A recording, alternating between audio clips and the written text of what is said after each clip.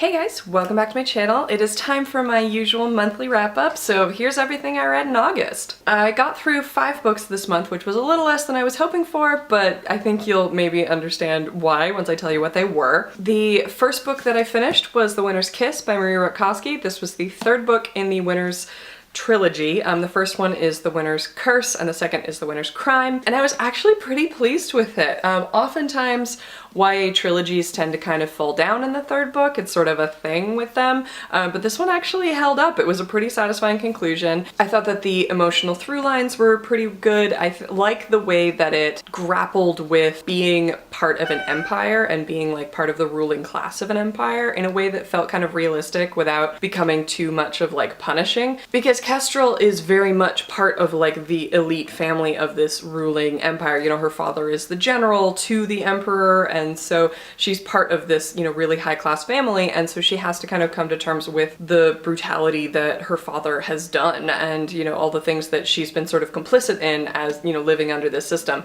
But they don't really cross the line into punishment too much. There is a little bit of that, and that was sort of my main critique, was that at a certain point it did just kind of feel like punishing the main female character for actions that weren't even her own. But I still actually really liked the series, and I think that it wrapped up in a way that was surprisingly satisfying, and I would definitely recommend the series as a whole. So the next book that I read in the month was Rise, the complete Nooseflesh collection, by Amira Grant. This is a tie-in to the Nooseflesh trilogy. The first one is Feed, and then Deadline, and then Blackout, and the overarching name is Nooseflesh, which is basically political thriller, but also there are zombies, and there have been zombies for about 20 years, and people have just kind of learned to deal with it.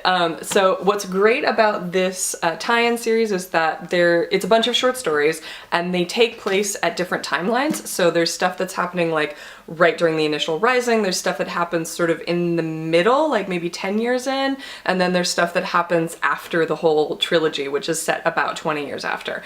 And so I thought that that was really cool. You go into a lot of different places in the world. Like there's one that takes place in Australia, which was really interesting. A little weird, but it's Australia, so that's maybe not, you know, surprising. My sort of one criticism of these is that sometimes they get a little bit heavy-handed. There are a lot of really big themes that she is dealing with in the Nooseflesh trilogy that I think when she's doing like full novel format, she has a little bit more time to be a little bit more subtle about them.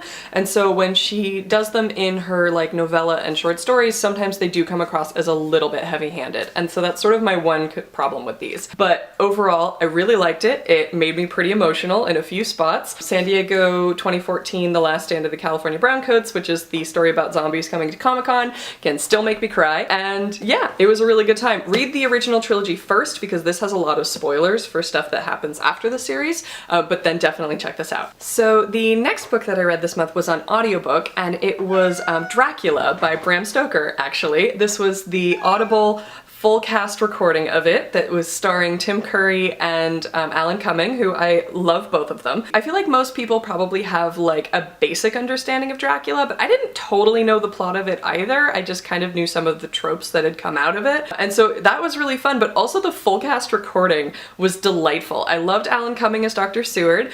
Tim Curry as Van Helsing I thought was a little bit funny because he only actually has like 3 or 4 little pieces in the audiobook, and yet he's like top billed. That was pretty much just a marketing thing, but he does do a really good job.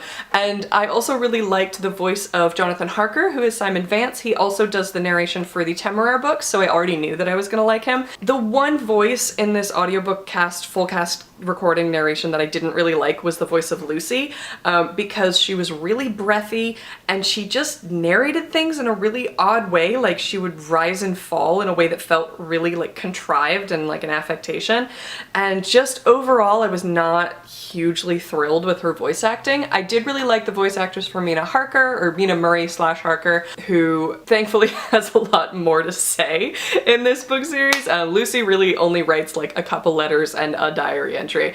So basically the way that it works is that because the novel is told in diary form, letter form, newspaper article, telegram, all of that kind of stuff, it has just like a different reader for each voice. So like when Mina is writing in her diary, it's all done in her voice, and then when Jonathan Harker is writing in his diary, it's all in his voice. I did not realize that Dracula was funny.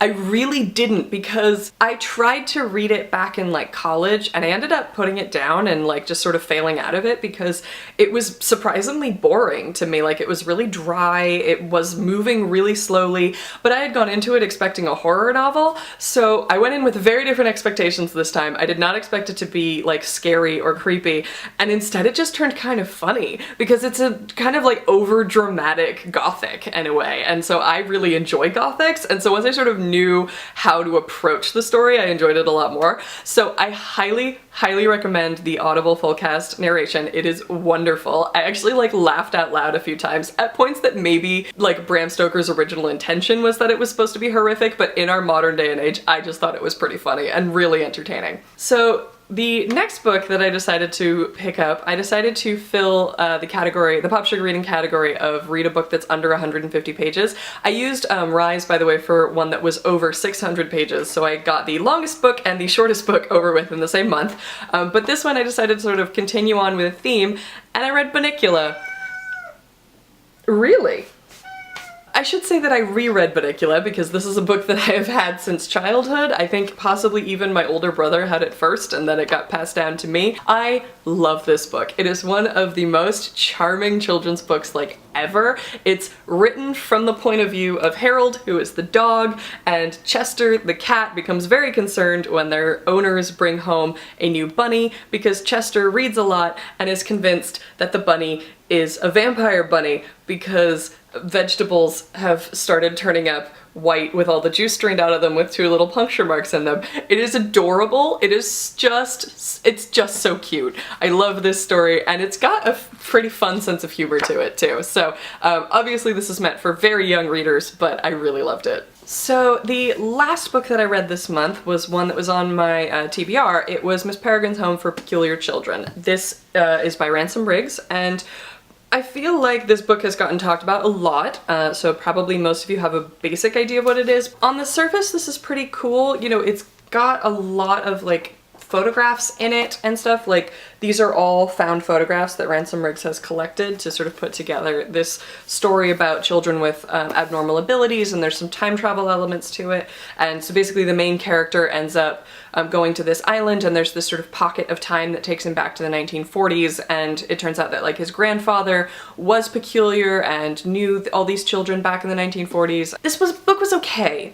I wanted to like it a little bit more than I ended up liking it. I think my problems with it were that it felt a little heavy-handed at times. It had this problem that I really don't like in literature that I've noticed in other books, where like the main character is asking questions and then the characters around him that are ostensibly on his side are like, oh, we can't give you that information for really vaguely undefined reasons, just, you know, cause the story needs some dramatic tension, and it just really annoys me because it feels clumsy. Yeah, I thought it was okay. I will definitely be seeing the movie, which comes out in like a little over a month. It comes out at the end of September, and I'm not sure if I'm gonna read the rest of the books or not, because I have all of them. I have books 2 and 3. I also thought that the main romantic storyline in this book was just really predictable and really boring and just did not add anything to the story. Like, it would have been better if there had been no romance plotline. Like, there was a lot of stuff in it that was just kind of okay that didn't really grab me, I guess, and there were some things about it that kind of bothered me, so I'm just not sure how I feel about it and if I'm gonna continue it. So that was actually everything that I managed to read in August. So really quickly, a few things that I wanted to get to in September. The first of these is Rebecca by Daphne du Maurier. This is another gothic. I'm kind of on a gothic kick right now, you might have noticed. So this one was written in about the 1920s, but it actually has a lot of hallmarks of the gothics of like the 1800s and earlier, because it's got like the old estate that is sort of crumbling into ruin and ends up sort of becoming a character on its own, you know, where like the house seems to breathe and seems to have this sort of life force to it.